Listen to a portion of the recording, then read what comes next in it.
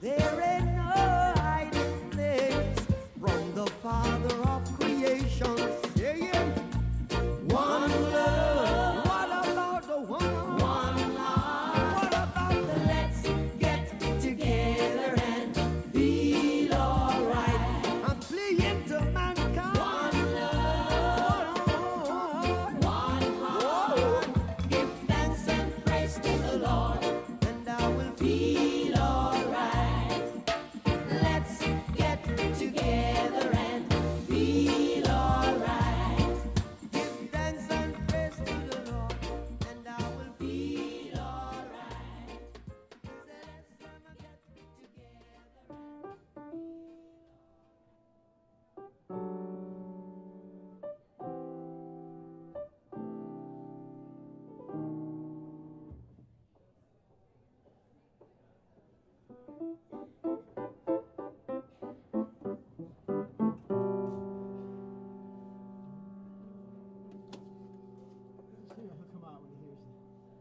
and they are made out of real things, like a shoebox.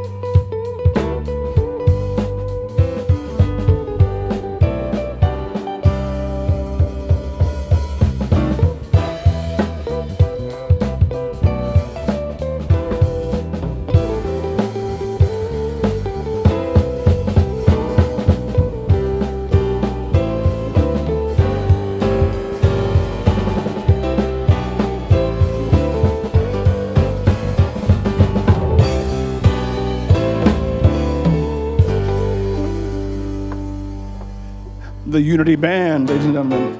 Good morning, Unity. Please rise as you are able and join us in singing our opening praise songs.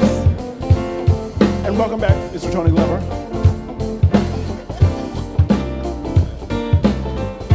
Here we go. I'll say yes, Lord, yes, to your will and to your way. And I'll say yes, Lord, yes, I will trust you and obey. When your spirit speaks to me, with my whole heart I'll agree. And my answer will be yes, Lord, yes. Sing it again. I'll say yes, Lord, yes, to your will and to your way. And I'll say yes, Lord, yes, I will trust you and obey. When your spirit speaks to me, with my whole heart I'll agree. And my answer will be yes, Lord, yes. Lord, I'll give you all the glory for all you've given me. You have filled my life until I overflow. I am yours to use any way you choose. You're the Lord of Lords, so how can I say no? No, no, no, no, no. I'll say yes, yes, Lord, yes, to your will and to your way. And I'll say yes, Lord, yes, I will trust you and obey. When your spirit speaks to me, with my whole heart I'll agree. And my answer will be yes, Lord, yes. Good morning, everyone. Welcome to our celebration service this morning at Unity of Houston. This is the opportunity you have to welcome each other with a handshake, a hug, a holy high five, and if you prefer no physical contact, just give us one of these and we'll do our best to abide by that. Good morning.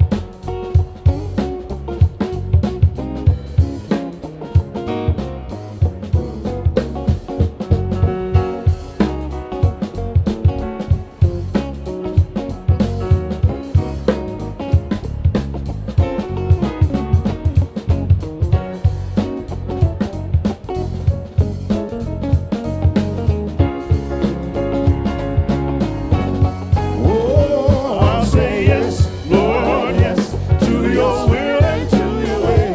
And I'll say yes, Lord, yes, I will trust you and obey. When your spirit, when your spirit, when your spirit, when it speaks to me, when your spirit, go where you want me to go. When your spirit, do what you want me to do. When your spirit, when your spirit, when your spirit, when your spirit, Lord, when your spirit, when your spirit. When your spirit speaks to me, with my whole heart I'll agree, and my answer will be yes, Lord, yes. Yes, ladies, yes, yes, yes. In honor of the last Sunday of Advent, please join us in our Advent carol, What Child Is This?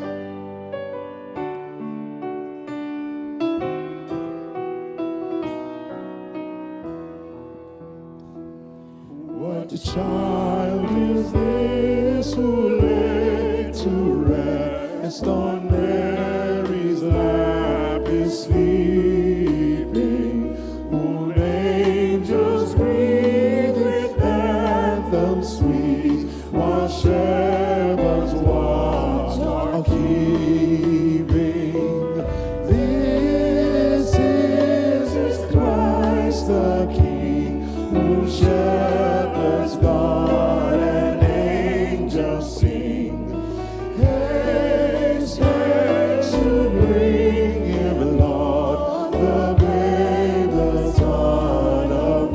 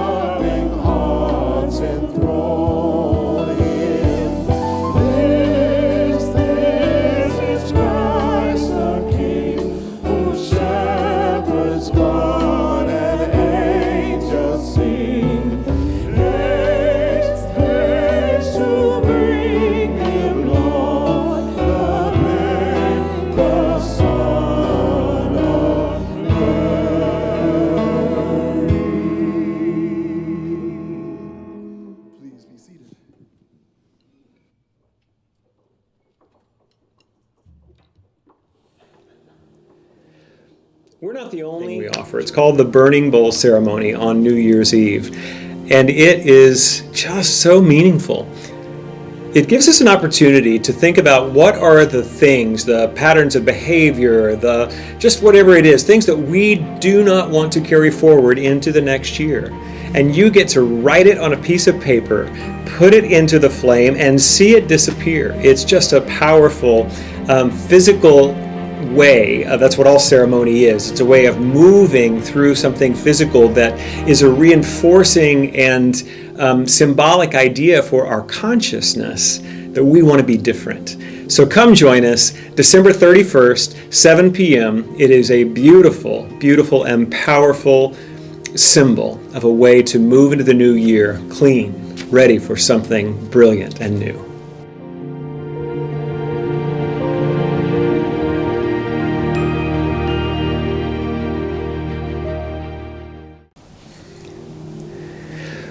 We're not the only church in Houston. But you know I'm going to talk about Christmas Eve, because that's my favorite thing we do. The Burning Bowl, if you've never done that, it is truly wonderful. We just want to plant the seed. That's not this week. That's going to be on New Year's Eve. This Tuesday is Christmas Eve, and it is our biggest event of the year. If you've never come to the candlelighting ceremony here at Unity on Christmas Eve, please, if you don't have plans, 5 or 7 p.m. A few things about it. We do have childcare available for 8 and under, and that will be for the 5 o'clock.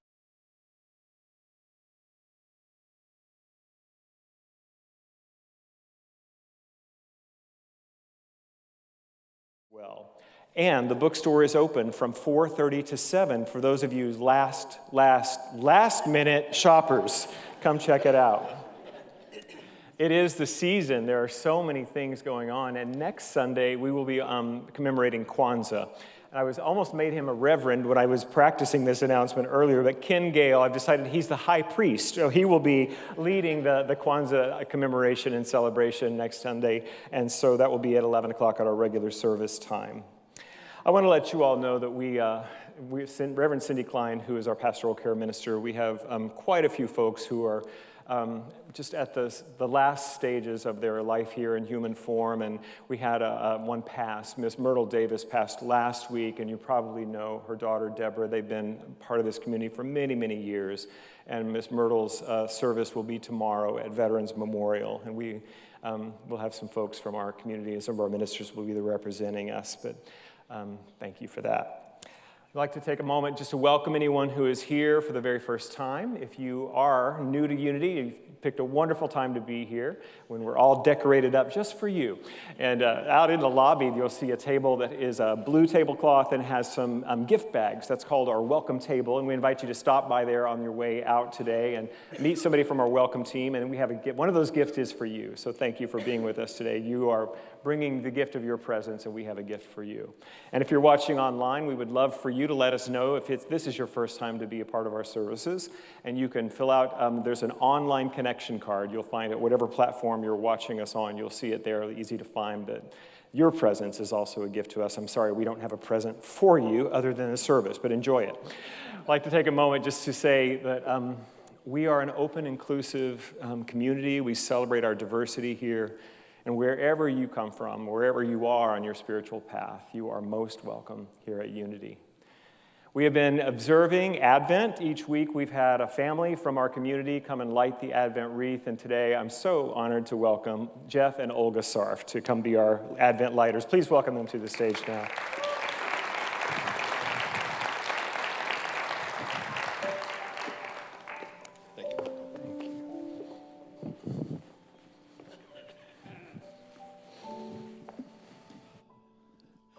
Today, we complete our observation of the season of Advent, a Christian tradition that began more than 15 centuries ago. In Advent, the 4 Sundays leading up to Christmas are seen as a time of preparation for the birth of Christ. The candle in the center of the Advent wreath symbolizes the Christ light present within each of us. Each of the surrounding candles represent a spiritual quality to deepen in preparation for the birth of the Christ child. The past 3 Sundays, we have lit the candles for faith, peace, and love, whose flames continue. This Sunday, we reflect on joy.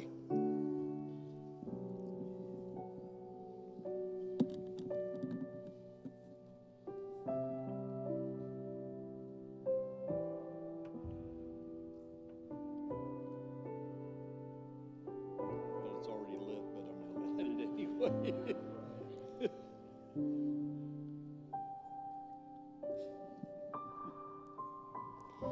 Together from the flame of the Christ candle, we light the candle of joy as we embrace the light of joy that resides in each of us. With this, we remember the words from Isaiah 55:12. You shall go out in joy and be led back in peace.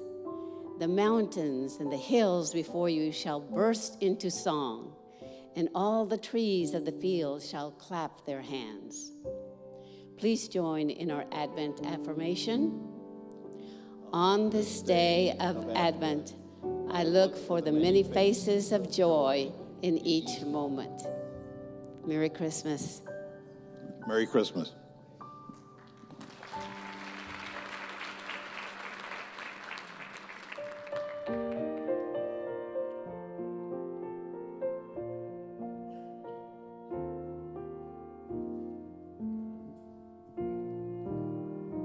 At this time, we ask that you go to your position for meditation. When peace like a river attendeth my way, when sorrows like sea billows roll, whatever my lot, thou hast taught me to say, it is well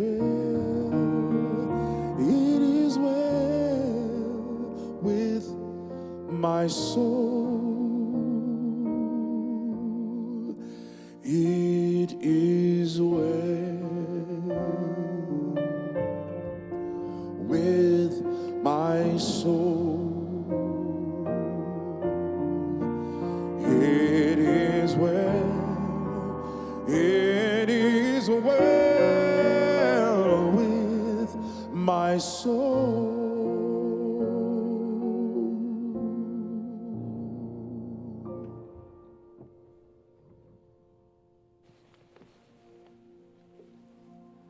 If you haven't done so already, I invite you to close your eyes for our time of meditation. That beautiful song was written from a great loss. The man who wrote those lyrics had lost 4 of his daughters in a terrible shipwreck. And this song is an affirmation of faith that no matter what comes in life, our connection to God cannot be altered. That no matter what occurs in life, we are held in the presence, in the heart, in the power, in the peace, in the love of the divine. Even when we lay down our own bodies at the end of our lives here, we are not separate from this life, from this infinite, unconditional love. We move through a doorway into a next chapter of our grand adventure of eternity. And so whatever we are facing in our lives in this moment that might be challenging to our peace or our joy, We don't have to ignore it. We don't have to pretend that we don't have feelings around our losses and our struggles. But for our meditation today, I invite us all to sink into this deeper truth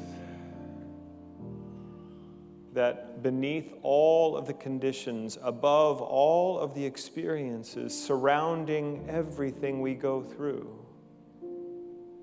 is the presence of Spirit.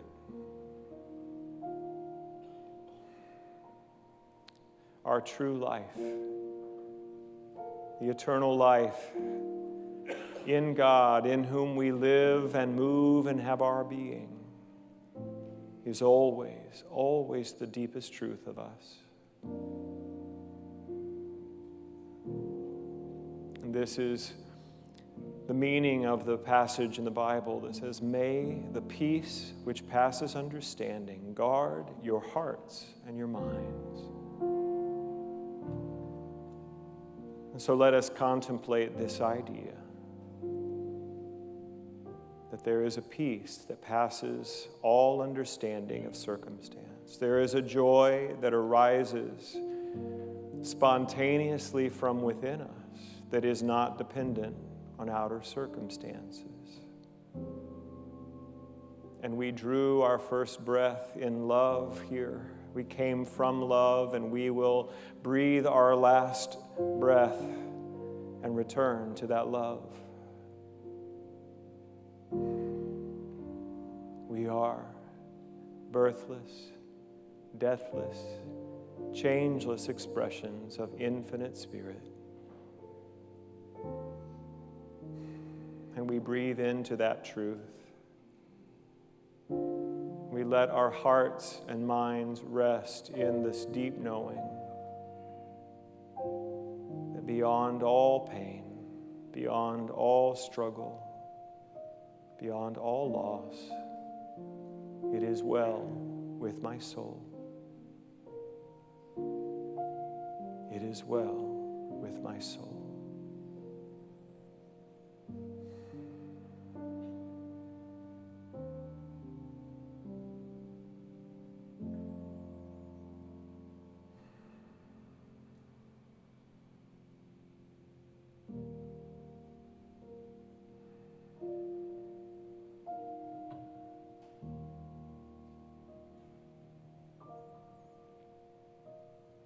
And in this beautiful stillness, in these quiet moments of meditation and reflection, I am renewed. I remember this deeper life that I live and that lives me.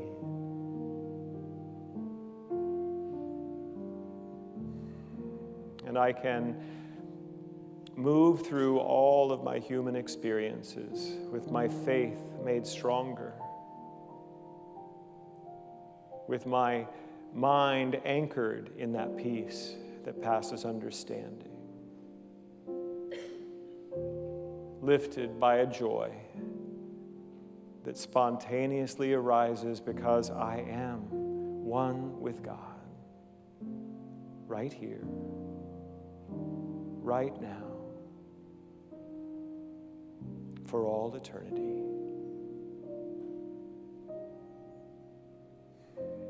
We let it be, as it ever was, and ever yet shall be. Amen and amen.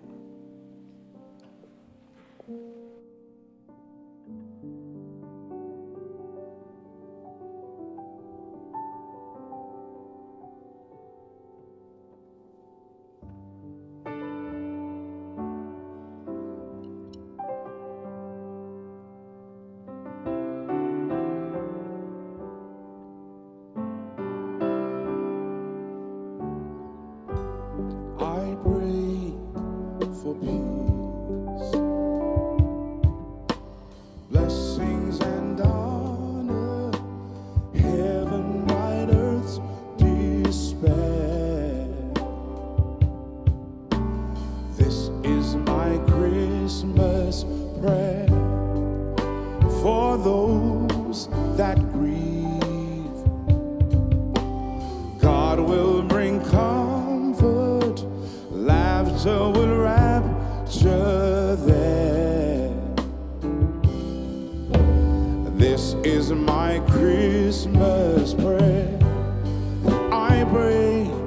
that love will rule and reign, and I pray that time will rid the pain of this world as we learn to trust and care. This is my Christmas prayer. Oh yes it is. And I pray for you that time will bring comfort, possess the things you need to do. And this is my Christmas prayer. And for those in need, there would be plenty, and each other's burdens share. And this is my Christmas prayer. And I pray that love will rule and reign. And I pray that time will rid the pain of this world as we learn to trust and care. Yeah. This is my Christmas prayer. So let love fill your heart. Let it fill your heart. Shine a light through the dark. And all around the world and everywhere, I will pray this Christmas prayer.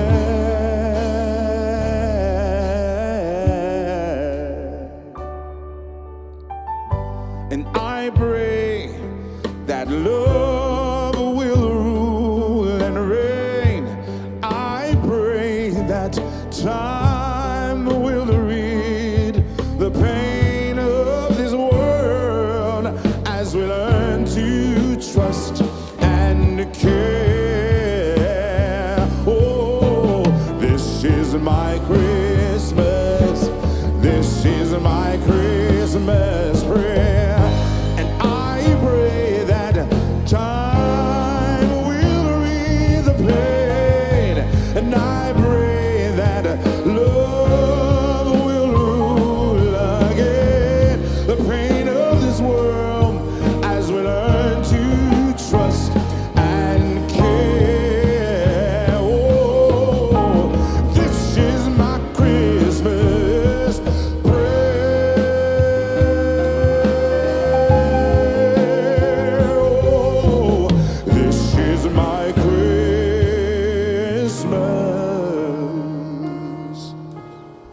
prayer. My Christmas prayer.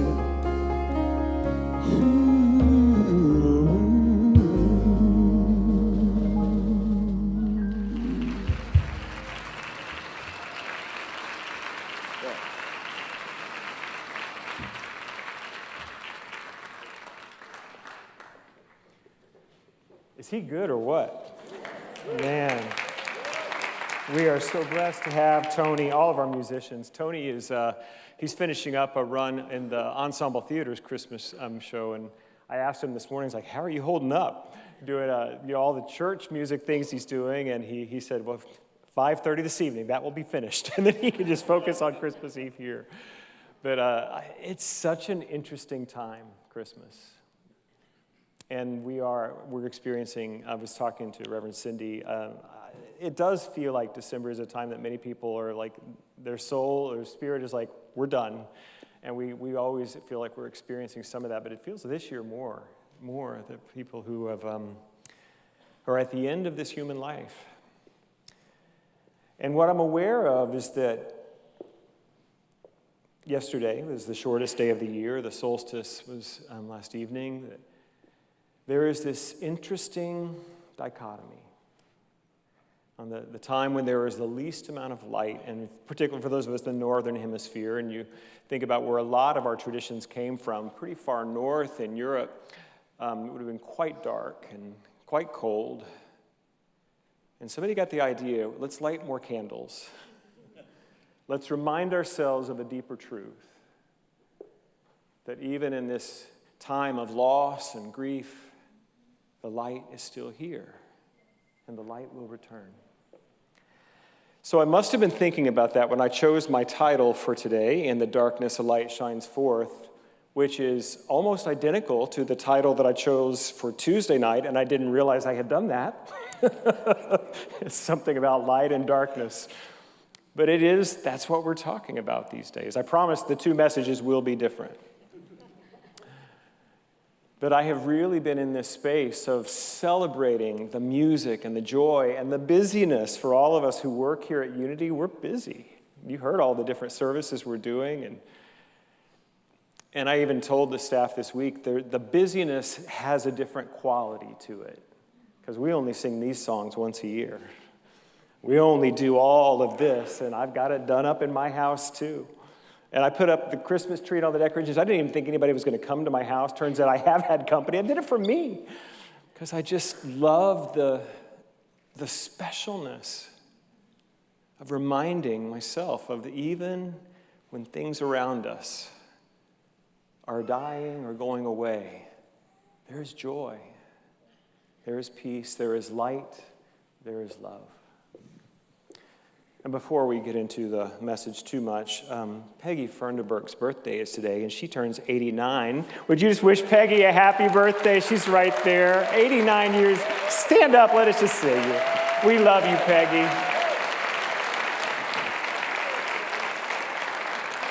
Longtime member, and her son Bill kind of informed me that was happening. Christmas is a time, the holidays are a time. I know we have some folks who are not Christian who celebrate Hanukkah and some of the other celebrations this time of year, but it is time for gathering families, and many of you who thought you got rid of your kids, they're back.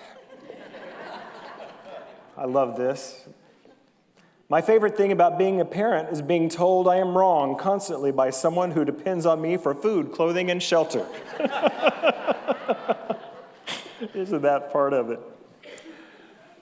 I don't know why I've been doing this lately, that I've been telling you my 3 points. I think it's just because I'm trying to hold on to so much in my mind. It'll help me stay on track. So here are my 3 points for my message today. First, I'm going to talk about the mystery of incarnation. And then the second is we are not half and half. More on that in a moment. And my third point is the light is where we are. Wherever we are, the light is there. I'd like to read the creation story from the New Testament. Do you know about this? Any Bible people out there probably know what I'm talking about. In the prologue to the Gospel of John, there's this beautiful cosmic telling of the creation. It goes like this. In the beginning was the Word, and the Word was with God, and the Word was God. He was with God in the beginning. Through him all things were made. Without him nothing was made that has been made. In him was life, and that life was the light of all mankind. The light shines in the darkness, and the darkness has not overcome it. And in the King James, it's interpreted or translated as, the darkness comprehended it not. The true light that gives light to everyone was coming into the world.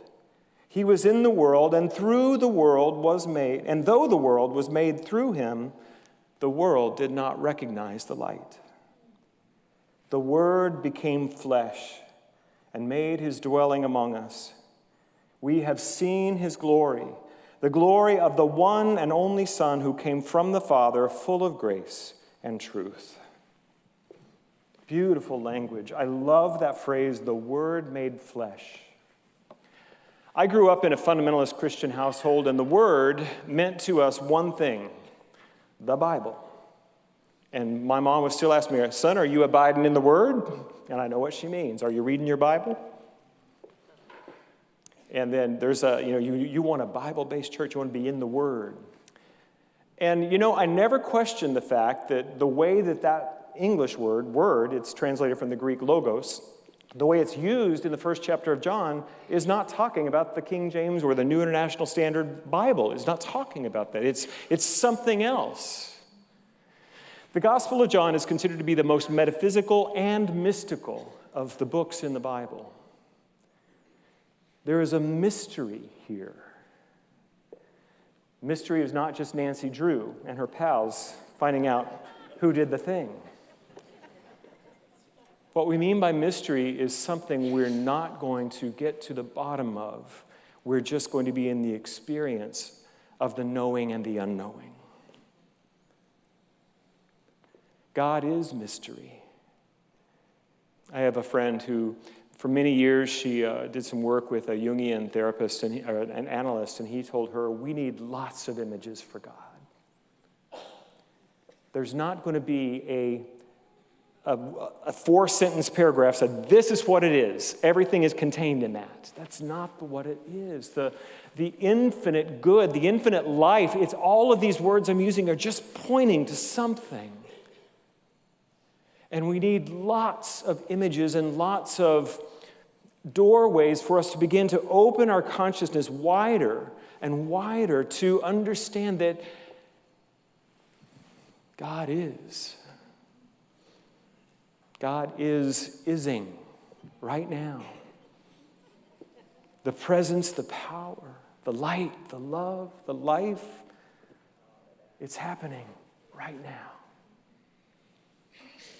The reason I decided to share this passage, I'm reading a book, I think I mentioned it last week. It's How to Speak God from Scratch by Jonathan Merritt.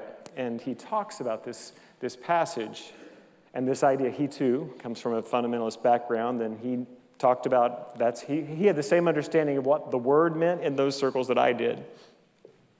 And yet something different was being spoken about by the writer of this gospel 2,000 years ago. There are two potent symbols in that passage I just read, the word and the light. Both of those are pointing to some truth about what we call the Christ experience, the incarnation, how the infinite divine is revealed in the here and now, in the human. It's big. And I'm not going to be able to give you a paragraph that you go, now I got that all figured out. It's a mystery. But the longer that I'm in our teaching of New Thought, of unity, where we value and honor the mystery and the metaphysics of it, that this is not something that we simply get once and then we have it and now we're checked off the list and now I get to go to the good place when I die instead of the other place. It's not that at all. It's a way of opening my consciousness and my experience to God now. Now, in this moment. And these two images are beginning to open that doorway for me in a way that I'm just getting new things all the time from it. I'm living in a deeper reality, embodied reality of what this thing is that we talk about called the Christ. The human revelation of the infinite divine. And most of us grew up who said there was only one, and even that passage says God's only Son. Meister Eckhart, the beautiful mystic from the 13th or 14th century, he was sentenced to death, but he died before they got to him in the Catholic Church as a heretic. But he said this, what is it? Do you know how it, Stacy? The eternal, the eternal is forever begetting the only begotten.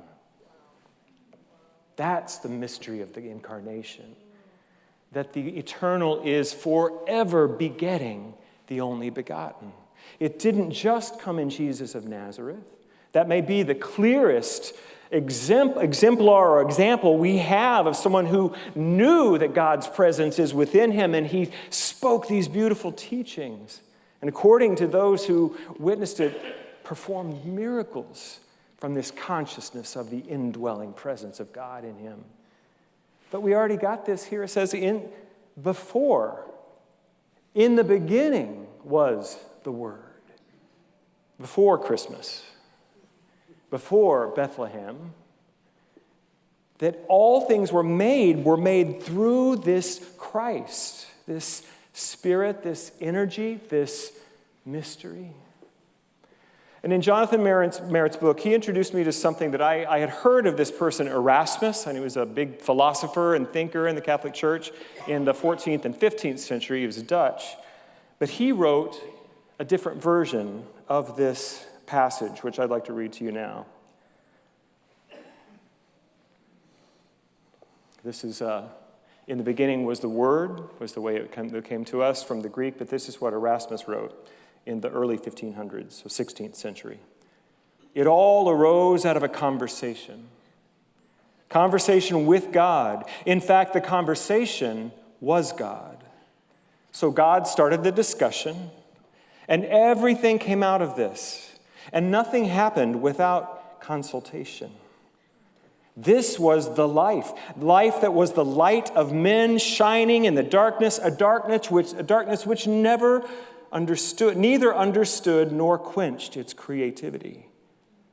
The subject of the conversation, the original light, came into the world that had arisen out of its willingness to converse. He fleshed out the words, but the world did not understand. He came to those who knew the language, but they did not respond. Those who did became a new creation, his children. They read the signs, and they responded. These children were born out of a sharing in the creative activity of God. They heard the conversation still going on here, now, took part in discovering a new way of being people. To be invited to share in a conversation about the nature of life was for them a glorious opportunity that was not to be missed. Isn't that beautiful? In the beginning was the Word. Even when I knew it wasn't just talking about Jesus, I had like this eternal truth proclamation. God said this word. But it doesn't actually say that. It says, in the beginning was the Word, and the Word was with God, and the Word was God. There are two parts of that. And Erasmus had this brilliant revelation in the 1500s that it's not a proclamation, it's a conversation.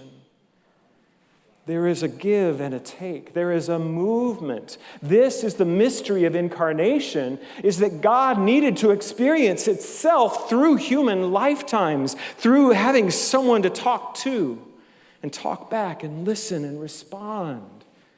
This is the nature of the spiritual life. What if, just try this on. What if you saw every person in this room as the Word made flesh, as an incarnation of spirit? Just look around. They look cuter now, don't they? There's a little more light shining around them. Isn't that beautiful? How would you change if you knew that every breath and every moment was a conversation with the divine? How would that be? Yes, even on the 59 freeway. I have been known to respond in less than spiritual ways. And if I did that to you, I apologize.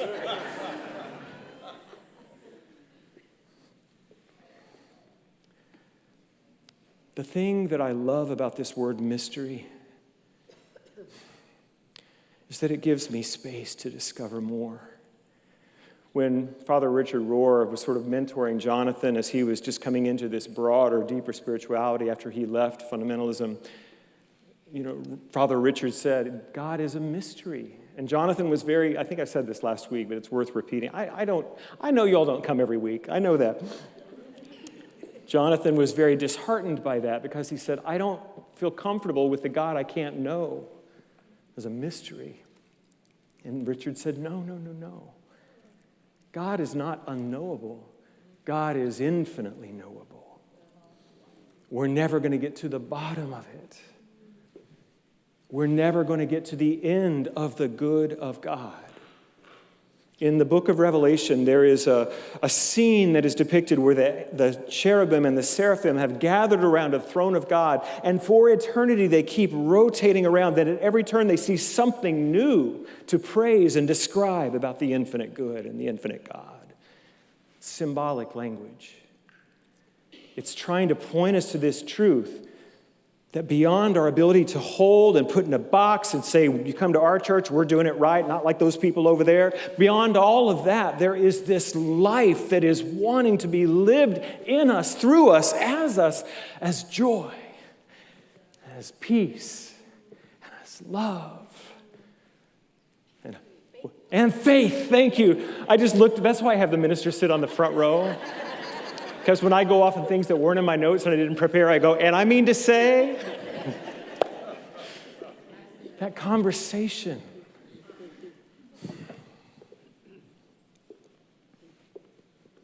And there is a conversation that happens every moment between our humanity and our divinity. So when my second point, we're now there. We're not half and half, which is not the stuff you put in your coffee. In Colossians, the writer of that letter says that, talking about Jesus, said, in him all the fullness of the Godhead dwelt. And that passage has always intrigued me. And for years I thought that Jesus must be half and half human, half divine. And then it was only in metaphysics that I came to understand that, no, Jesus is fully human, fully divine. That's why we have this mystery of incarnation.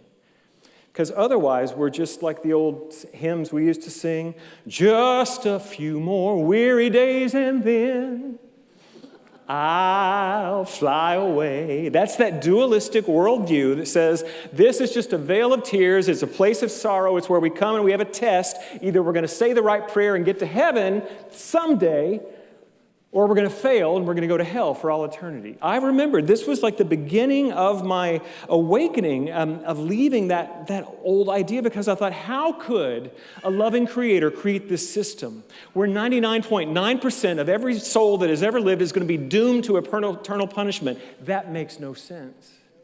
Even less than sense to my head, my heart couldn't believe it any longer. I couldn't believe it. I needed a deeper, bigger understanding. And so what I've come to see is that just like Jesus, we are fully divine and fully human. We have no trouble accepting that we're fully human, do we? I don't. I have a lot of experience and evidence for my humanity as being less than divine. My growth past this last few years of my spiritual journey has been to see, okay, it's like now I'm in my humanness, now I've got to get back to my divinity. Now I'm in my humanness, sorry about that on the freeway, now I'm going to get back to my divinity. But rather to see, even in my anger, fully human, fully divine. The divine is being welcomed, greeted, opened here too. It's big. It's growing me in a way that nothing else has. Because I used to still have this old thread on the old dualistic way of being. Well, one day I'm going to graduate from this human thing, and I'm just going to be divine all the time. Probably still in a body, but just looking a little better. Just maybe just a little shinier. I don't know, something.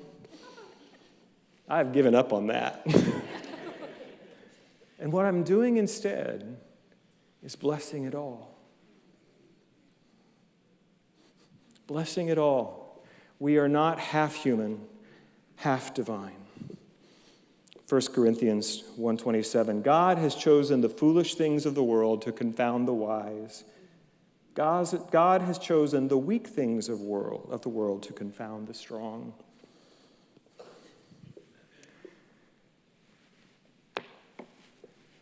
I am foolish and weak at times. Now, my humanity would like to just push that part away and just be on that strong and wise part of my experience. There's another passage in 2 Corinthians that says, my strength is made perfect in weakness. My grace is sufficient. told Stacy I'm going to tell a story. I've told quite a few stories on myself, but this one I've had a little hesitance about. I'm not sure exactly why. I've been a part of this movement for 31 years. I started my therapeutic journey 10 years before that when I was 19. I have done a lot of work for a lot of years on healing, on claiming my wholeness, on recovering. I've done lots of 12-step recovery in there too. I've done a lot. And it's sometimes a little embarrassing that I have still been foolish and weak in the middle of all that. So I've waited 10 years before I tell this story, but I think now it's enough time. You won't judge me too much. A few years ago, longer than that, I had been advised to open an S-type corporation to save me a lot of taxes. And there was a friend of mine who had put me in touch with an accountant in New York, and they had a lawyer, actually, who set this all up, and I paid them some hundreds of dollars, and I became an S-type corporation. But they gave me no guidance on how this corporation I had just formed with a New York guy was supposed to pay taxes in Texas. And when it came time, they were silent. And I was lost and confused, and I was real busy, and I ignored it. And I didn't file a tax return that year because I didn't know how to do it. Or the next year. Or the next. You see where this is going. See, can you feel my embarrassment? It's beginning to radiate up my spine. Because I was well established in recovery and in this teaching at this point. But I was embarrassed, I was ashamed, and so I just let it go. I was talking to a therapist about it, full of shame. That was the first person I told about it, and he said, you know, Michael, I was doing a number on myself. I was really just thinking, I shouldn't be doing this. What's wrong with me? And he said, Michael, nobody gets to be good at everything. He said, you're good at a lot of things. This is something you're not good at. A couple years later, I told my prayer partner about it. This big revelation. And she loved me anyway. And I think that was the key where I said, well, now I've spoken this to someone who I talk to every week, so I've got to actually do something about it. And there used to be a big company based here in Houston that helped people get out of trouble with the IRS. They were having all these ads. Some of you probably know who that is, but I don't remember the name of it. But I called them, and I signed up one of their people, and then the company went out of business and owed the IRS a lot of money. But I was able to find someone through that who would help me file the past year's taxes. And I thought they were going to negotiate all the interest and penalties away, and they didn't. So I ended up with the tax years filed, but with a huge bill, which I couldn't pay. And again, just shame, pain, like I can't believe I'm doing this. At this point, I'm already in ministerial school, but I'm beginning to attend to it. When I talked to the IRS, they said, do you have a rich relative? Truly, that's what they said. If you want the penalties and interest to stop accumulating, can you borrow money from someplace? Well, I did have a relative who was not rich, but was generous and kind. And he asked one day, I was visiting him, and he just said, do you need, honestly, this is seriously what he said. He said, do you need any money for anything? And it felt like just an opening. So I told him what was going on, yet another place where I had to have a conversation I didn't really want to have. And he arranged for a loan, and I was able to pay it off and then pay him back. It was a long, long time to get through that. I'm happy to say now, I have an excellent accountant. I pay my taxes on time, and I'm happy to pay them. It hasn't been a problem for quite a few years. When I was telling my prayer partner about this, she said, Michael, this might be the last one. This might be the last story where you're keeping yourself small. What if this is the last place you're going to put all of your evidence for how you can't be really divine? I'm extrapolating now on what she said. And I took her up on that, and I began to just go, okay, what if I separated the story of my shameful behavior and negligence from the facts of what happened and just started taking care of it. And I did. Step by step, day by day, week by week, paycheck by paycheck. It got resolved. There are two conversations. We tell the truth of our human experience. I had already learned this in other places in my life. My recovery is all about that. The first step of the 12 is we admitted we were powerless over alcohol, over gambling, over debt, over sex and love addiction, whatever it is. We admit that we can't do this, which then leads us to the next steps. I came to realize there's a power greater than us. And what we would say in unity, there's a power greater in us. And as we begin to have that first conversation about this is the truth of my human experience, with a lowercase t on that truth, but I've got to tell the truth about it. But then I turn my attention to the deeper conversation. In the beginning was the Word, and the Word was with God, and the Word was God. And all that was created came through the Word. I mean, even in this situation, I don't know what yours is. I don't know if it's a money problem. I don't know if it's a love and sex problem. I don't know if it's a health problem. I don't know. I know you got one. Mary Morrissey used to always say this. I don't know what your biggest problem is, but I know you have one. And that's the place where the divine is seeking to be made more real in your life, right there. Not when you get over it, but in it. She used to always say this too. Stop telling God about your big problems and start telling your problems about your big God. This is the conversation where we stand in the truth of our human conditions and we tell the deeper truth. The Word made flesh. Infinite creativity and inspiration and love and light and possibility in me now. And it's going to inform us. It's going to transform us. Be not conformed to this world, but be transformed by the renewing of your mind. Romans 12:2. That's what we're about. This is the conversation that wants to happen. Jesus said this. I still have a lot of Bible memorized in case you didn't know that. That was not on my notes either. John 16:33, Jesus says, I have told you these things so that in me you may have peace. In this world you will have trouble, but take heart. I have overcome the world. Richard Rohr says that every time Jesus speaks in the Gospel of John, it is the cosmic Christ speaking. That same mind that was in Christ Jesus in us. So I'm going to read that again, and I want you to hear that.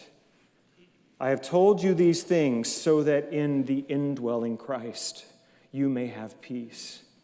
In this world you will have trouble, but take part. The indwelling Christ in you and you and you and me has overcome the world. This is our hope. Why does it matter that we say we're one with God?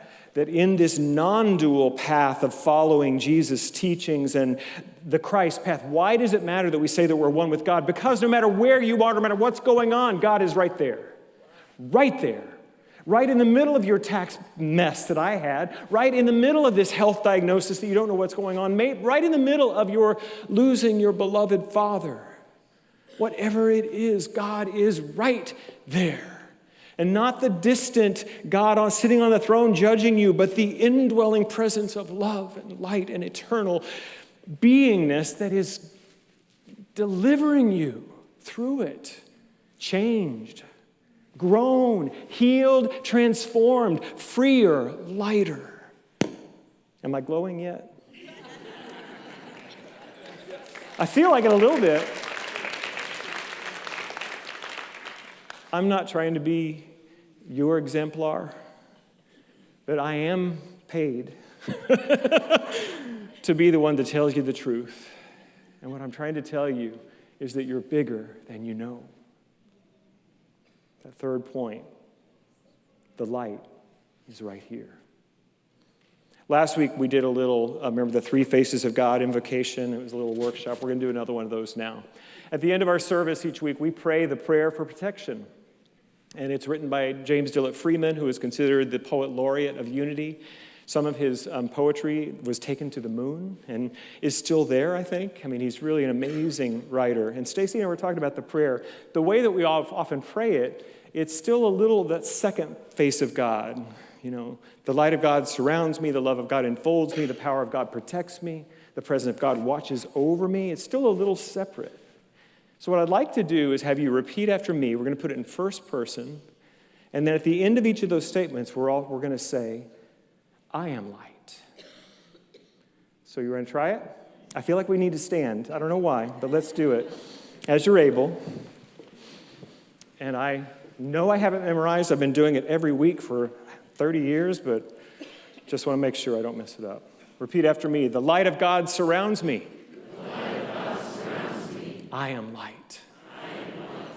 The love of God enfolds me. I am love. The power of God protects me. I am power. The presence of God watches over me. I am presence. Wherever I am, God is. Thank you. You may be seated. Remember that. You're going to be tempted, probably even before you leave this service, to forget that you know that God is right where you are. You'll definitely be tempted driving home on the freeway to forget it. I was tempted yesterday when the Texans lost that game to forget that the light of God is right where I am. But I remembered, because I had to work on this talk for today, and I remembered. We're not telling you you will have no problems in this life, Exhibit A. What we are telling you is that you will be healed and transformed and loved into being the best version of you that you've known. Because right here and right here, God is. Pray with me now. God is here and all is well. The infinite creator of all that exists lives in me, lives through me, lives as me right now. That each of us is invited into this deeper conversation where indeed we do speak what is true, what needs attention in our human lives, and we remember the deepest truth, that the presence and power and infinite capacity for transformation of the infinite is here in me, as me, right now. So I speak my word for everyone in the sound of my voice, that whatever that problem is, whatever that place of stuckness, of frustration, of hopelessness is, that there is a greater truth surrounding it, seeking to be revealed through it right now. And right now, the intuitive mind begins to spark. I could do this. I could call that person. I could have that conversation. And you begin to move, not from a place of hopelessness or frustration or despair, but from the light within, guiding our path day by day, hour by hour, thought by thought. And so we live in constant transformation and revelation that God is indeed here and all is indeed well. We give thanks that this is so, and so it is. Amen.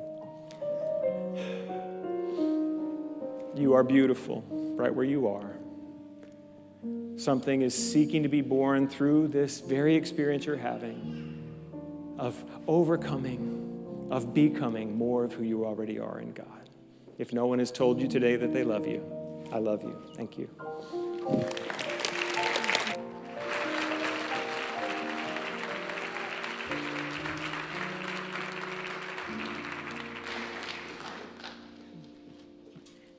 How blessed are we to have a spiritual leader who honors his humanity and encourages us to do so as well. Thank you, Reverend Michael. But you know what that means, right? That none of us have an excuse not to do it ourselves. We honor our humanity and use our challenges as doorways into the divine within us. And such a beautiful reminder. And Unity of Houston has been blessing this community for over 105 years. I think about this, that began as a conversation with the divine within themselves between two women, and people have carried it forward over decades. And now we're the one that are carrying this part of the conversation, and we're so grateful for all your gifts. So we have many ways for you to share of your financial good with us, and just know that every bit of it continues this conversation of unity, this conversation of light, of peace in the world. So I invite you to say the offering blessing with me. Divine love through me blesses and multiplies all the good I am and have, all the good I give and receive. And so it is.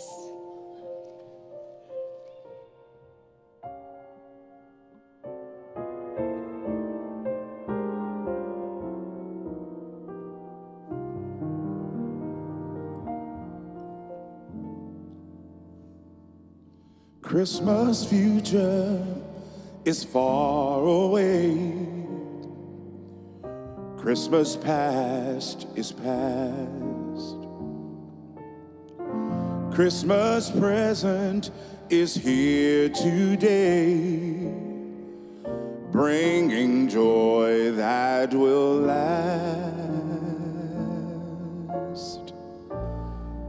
Have yourself a merry little Christmas.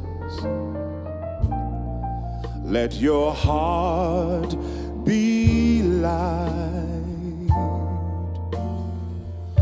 From now on, our troubles will be out of sight,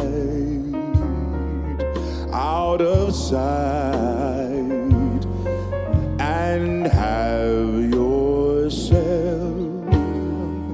a merry little Christmas. Make the Yuletide gay. From now on, our troubles will be miles away.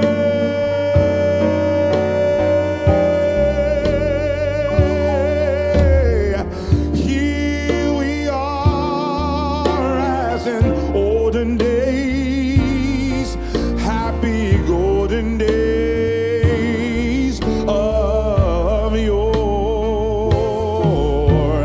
Faithful friends who are dear to us, gather near to us once more.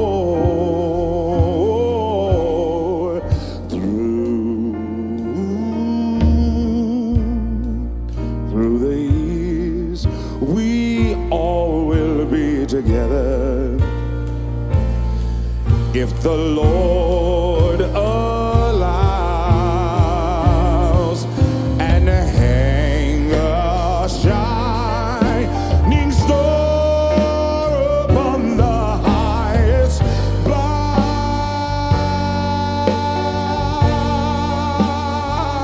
and have yourself a merry little Christmas now.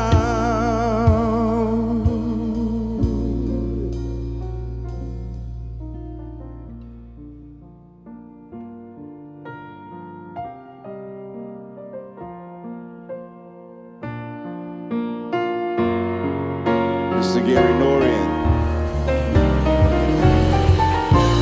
Through the years, we all will be together, if the Lord allows, and hang a shining star above the highest bough,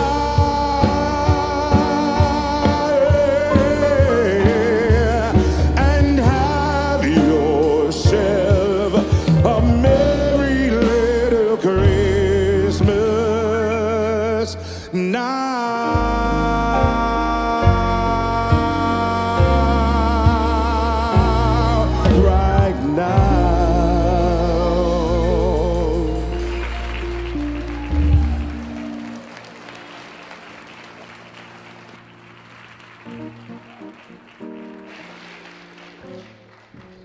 my word. That song took me so deep in my feelings, I didn't think I was going to be able to come back up here, okay? But I need to come up here to tell you that there's more to do today. You can go to the bookstore for our holiday sale, and Bruce Ross will be providing some live music over there for you to do your shopping to.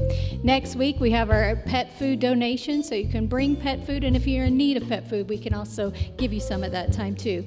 No midweek service this Wednesday because y'all will be doing just as Tony said, having yourselves a merry little Christmas at home. So you can go to unityhouston.org for information about all of our events and services. And thank you for being here today. Prayer partners will be available down front after the service. And at this time, I'd love to welcome our children in. Oh my goodness. I don't see anyone on the naughty list coming in. These are just the sweetest, sweetest. Okay, so some of the kids are still coming. They're late. We're not going to put them on the naughty list either, so that's what we're going to do. So we got the littles here. Does anybody want to say anything? They're probably, I don't know. What do we want for Christmas? Has anybody got an idea? Oh, yeah? What would you like to have? What do you want for Christmas? The Christmas. Yeah. Yeah. Mm-hmm.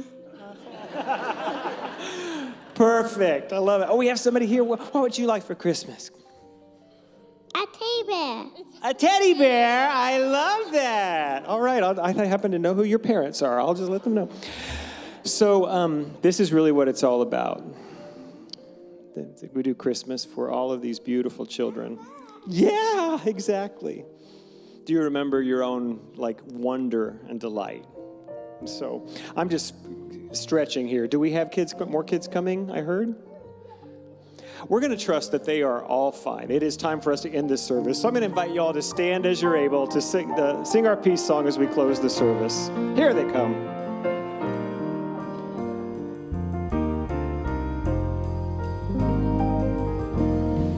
Let there be peace on earth, and let it begin with me. Let there be peace on earth, a peace that was meant to be. With God as creator, family are we. Let me walk with my family in perfect harmony. Let peace begin with me. Let this be the moment now. With every step I take, let this be my joy and vow. To take each moment and live each moment in peace eternally. Let there be peace on earth, and let it begin with me. Join me now in speaking the words of our prayer for protection. The light of God surrounds us. The love of God enfolds us. The power of God protects us. The presence of God watches over us. Wherever I am, God is. And today we proclaim that God is good.